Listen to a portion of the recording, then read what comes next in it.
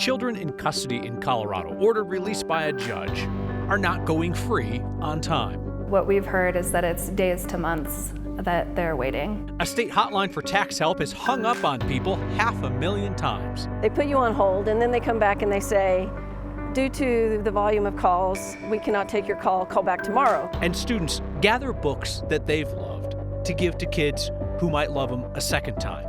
That's tonight on Next. When kids get in big trouble, criminal trouble in Colorado, the goal usually isn't to keep them locked up, except in rare cases. But when judges are ordering children freed, a new lawsuit says they are often stuck inside the system with nowhere to go on the outside. Our Angeline McCall explains. Across youth detention facilities in Colorado, advocates say hundreds of kids have stayed detained despite orders to release them. What we've heard is that it's days to months that they're waiting. Emily Harvey with Disability Law Colorado worked on this class action lawsuit that alleges children are staying in detention rather than going to community-based placements despite judges' orders. And our goal is really to try to push for the system to have more of those community-based placements so that children are not being stuck in detention. What they found is there aren't enough placements, along with too many delays. And the sooner we can move them out of this carceral setting and into a care setting, the better off they're going to be and the safer our communities are going to be. Democratic State Senator Judy Amable has introduced bills over the years related to youth detention at the state capitol. It's clear to me that we need to do better. Time and time again, she's heard this same issues of kids remaining in the system unnecessarily. Yeah, the data is really clear that even 1 day in detention can throw a kid off of a good trajectory and put them on a bad trajectory. And the longer they spend in detention, the worse they get. The lawsuit alleges 693 youth spent 1 or more days in detention from 2024 to 2025, even after the court ordered to release them, and 140 of them spent more than 30 days after a judge ordered them releasable. On monitoring visits as the protection and advocacy system and speaking with young people in the facilities, that a lot of them were still there who shouldn't be. Democratic Governor Jared Polis and the Colorado Department of Human Services are defendants in this lawsuit. In a statement, CDHS did say they couldn't comment on this lawsuit due to open litigation, but shared their detention services provide a safe and structured environment for youth who are accused of committing dangerous crimes.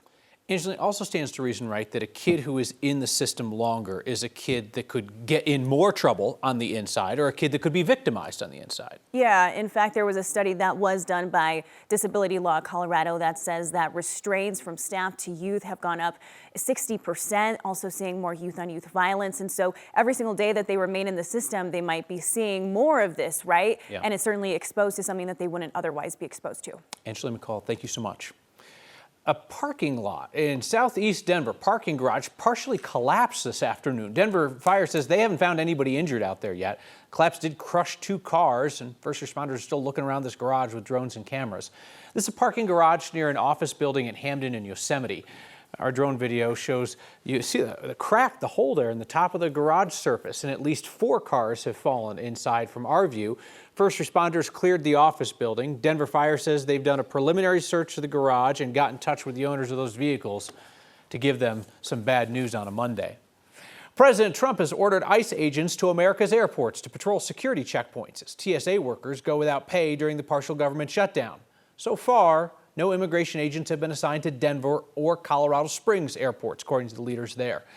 Democrats in Congress are still holding up Homeland Security funding due to their concerns about immigration enforcement.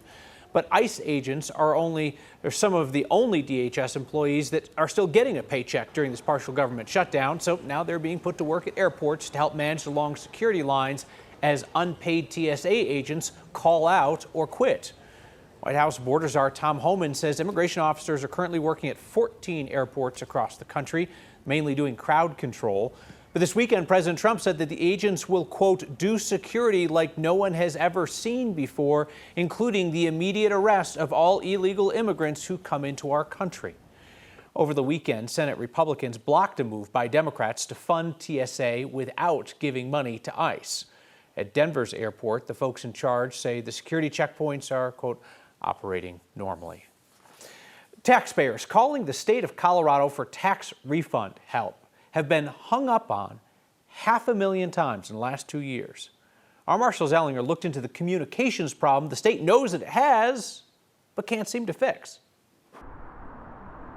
This neighborhood mailbox warns, thieves want your mail. Box broken into August 19th, August 20th, Someone has also taken a Sharpie to write out the dates thieves have taken the mail. November 10th, November 12th. Jackie Reardon is not responsible for the timeline, but she's ready to add a new date. The latest occasion was about 3 weeks ago. She knew her mail was stolen recently because she has the Postal Service's Informed Delivery, which emails customers images of what is arriving in the mail. State of Colorado Department of Revenue. Like the tax refund for her son who's out of state at college, a check that was supposed to be direct deposit. When you go to file electronically, the state of Colorado, it will tell you that your refund could be delayed because of their fraud protection. Colorado's Department of Revenue may send a paper check instead of direct deposit to prevent criminals from easily diverting fraudulent refunds to their own account. Jackie's son's legitimate refund was stolen. When you call the Department of Revenue, they put you on hold, and then they come back and they say, due to the volume of calls, we cannot take your call back tomorrow. So you call back tomorrow and you get the same message. Getting through to someone for help has been difficult and is a known issue, though it's better than 2024 when 374,000 calls were essentially hung up on because of too many callers on hold. Jackie ultimately had to go online to schedule a callback 1 week out. The Department of Revenue asked state lawmakers for $2 million more to speed up customer service for next year. But because of the state's billion-dollar budget shortfall, the department will be lucky to get half. It would be nice if there were more customer service representatives available to help address these issues, because it is extremely frustrating when you have to call and call again, and then you have to schedule an appointment, and then they give you a 15-minute window to actually speak to them about your problem. It is a long, frustrating process. Is it ironic or coincidental that concern for fraud led the state to send a direct deposit as a check just to have the check stolen? It was not cashed. Based on Jackie's eventual conversation with the state, a new check will be issued. As for the mailbox, the Postal Service won't tell us details of security measures or, if they're going to replace the lock, but a spokesman said the USPS is looking into electronic key systems for these group mailboxes. Some of that you just chalk up to excrement happens, but you at least expect to get somebody on the phone to fix it. Right, and it shouldn't take a week to make that happen. Yeah, Marshall Zellinger, thank you. Aurora's one step closer to drought restrictions this spring and summer. City Council is considering a water shortage declaration. Aurora's water storage is expected to dip below half full next month, or half empty if you're one of those pessimistic types. In a preliminary vote tonight, Council advanced a resolution declaring a water shortage and enacting Stage 1 drought restrictions. That means both residential and large water users will have to cut back outdoor watering to 2 days a week and face extra charges for excessive water use. Restaurants will only serve water on request, and private pool owners can't fill their pools. Aurora Water says they're shooting for a 20% reduction in water use across the city. If approved, those restrictions go into effect April 7th. Aurora Water says restrictions usually aren't considered until May, so everything's moved up a month this year. Some other towns are taking even more drastic measures. Erie Water threatened to shut off water to homes and businesses that turned on sprinklers during last week's hot streak. They say they saw water usage drop by 470,000 gallons per day after they warned people they would cut them off. They're not kidding. Town's telling people to keep those sprinklers off through the end of May. Single best way to feel better, without exception, is to help somebody else.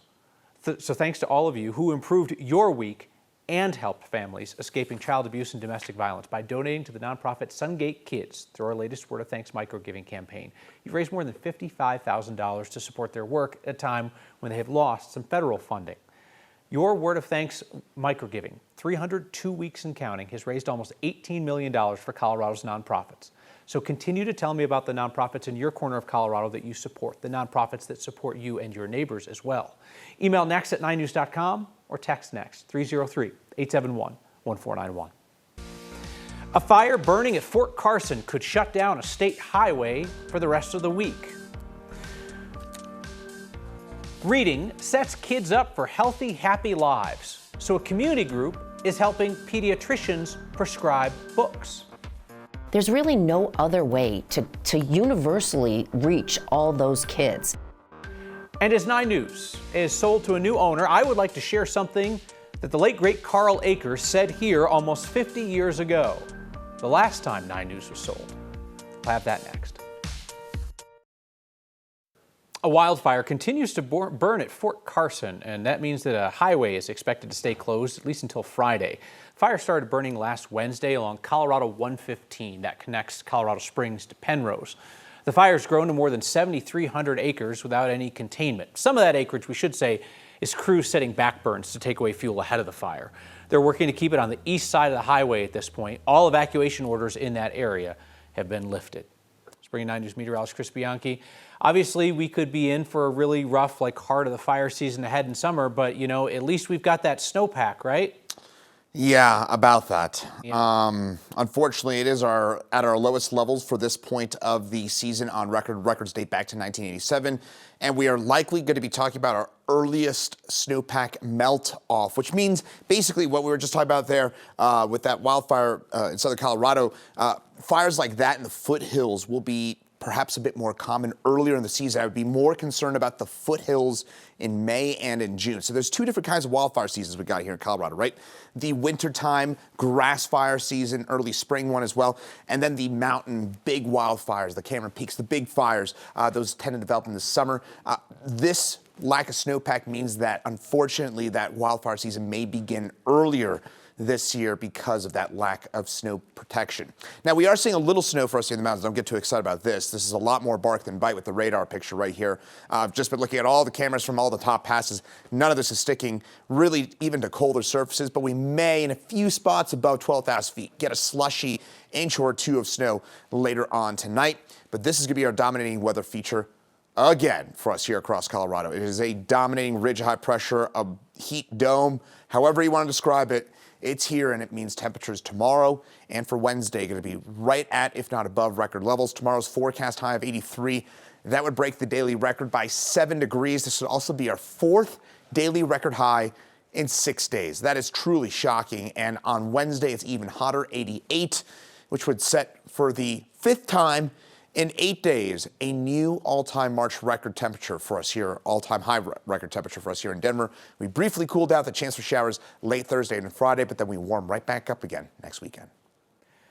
Perhaps you've heard 9 News has been sold to the owner of Fox 31. The first time in 48 years, this television station has changed owners. You can imagine there is no shortage of public opinions on which of our programs and which of our journalists should stay and which should go. 48 years ago, just a few days after the last time 9 News sold, the legendary Carl Akers offered one of his famous commentaries here. The topic, disagreement over what should and should not be on television. These are his words from 1978, condensed for clarity. Almost from the very beginning of television, one thing has been constant, and that is that there have been some people who have not liked a lot of the programs they've seen on TV and still don't like some of them. It's understandable. All of us have our own personal likes and dislikes, but still, we get a lot of calls from people who sometimes demand that we take certain programs off the air. The same thing happens if any of our regularly scheduled programs aren't on when they're supposed to be. So, there are times when we're sort of between a rock and a hard place, with viewers demanding we take something off the air and others threatening all sorts of dire things if we do. It seems that every single individual has his or her very personal opinions on the subject, and what is perfectly acceptable to some is far too much for others, and there are no hard and fast solutions. So, about the only thing we can add is to parents. Don't let your son or daughter grow up to be a television program director. Urge them instead to do something sane, like working in a dynamite factory. It's a lot safer. The words of Carl Akers, right here on 9 News, 1978. We'll be right back. State legislators are moving quickly to rename Colorado Cesar Chavez Day after allegations that the civil rights legend had sexually abused women and young girls for years. Colorado recognizes Cesar Chavez Day as a state holiday each March 31st. A bipartisan bill introduced this week in the House would rename the holiday Farm Workers Day.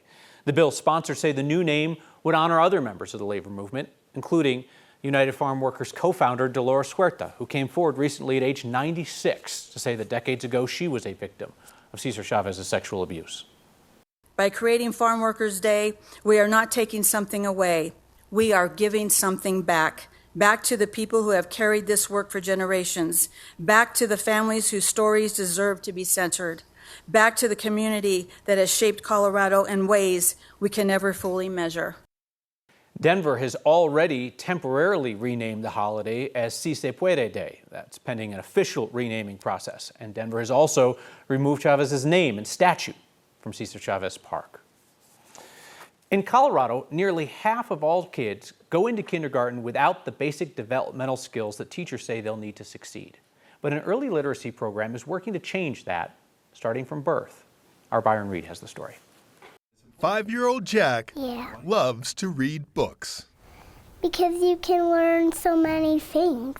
He's a preschooler at Primrose School at Colorado Station, where they share his passion. Because it's so fun. Primrose schools across the state are collecting thousands of gently used books through the Read Me Again program, a branch of Reach Out and Read Colorado. The mission of the organization is to improve school readiness and social emotional skills through trusted literacy guidance and reading together. Patty Fontenot is the CEO of the nonprofit that partners with healthcare providers to get books into the hands of students who don't have easy access to them. We collect gently used books from many sources throughout the state, and we get them into the pediatrician's office. The importance is really to get parents to start reading aloud to their kids from birth, because 90% of a child's brain has been formed by the time they're 5 years old. Donated books end up in the clinic waiting rooms and exam rooms for children to take home. 96% of families take their kids for the checkups in those first 5 years. So we actually partner with 341 doctors' offices and clinics throughout the state, and we serve kids from all 64 counties. Last year, Colorado families received about 390,000 new and gently used books, helping their students succeed in the classroom. I mean, this is the way that they learn. They learn to be imaginative. They learn that it's okay to be creative. They learn that it's great to learn things in their own way. It's a long book. For students like Jack, the book drive is about showing compassion by giving back. I gave away a pigeon book. For next. It is incredibly heartwarming to see books go to kids, especially kids who don't have other books. I'm Byron Reed. He gave away a pigeon book. That was probably a Mo Willems book. Those are great books. My daughters love those. Reach Out and Read Colorado says they help about 150,000 students get books each year. 2024, it was one of your Word of Thanks microgiving campaigns that raised more than $30,000 to support their work. It's a great organization. We are back with your feedback about Carl Akers. Do you see the notes about Carl Akers? I saw a few of them. Everybody wants to talk about Carl Akers. They sure do. Old school cool. Marilyn, thank you. Feedback next. You're welcome. Feedback from Dan and Dave, who say, love the Carl Akers commentary and the content, but it would have been cool to see part of the video of Carl if it existed. I wish that we had it, guys. I have scoured our archives for years. His commentaries were not put into our archives the same way that our news coverage was. I don't know, feels like a big loss, but I still have a book of his commentaries that I'll pull from on occasion. Em in Aurora says, how nice to hear Carl again in a way. Thank you for illustrating exactly why it matters that a plurality of voices is heard on the airwaves. See you next time.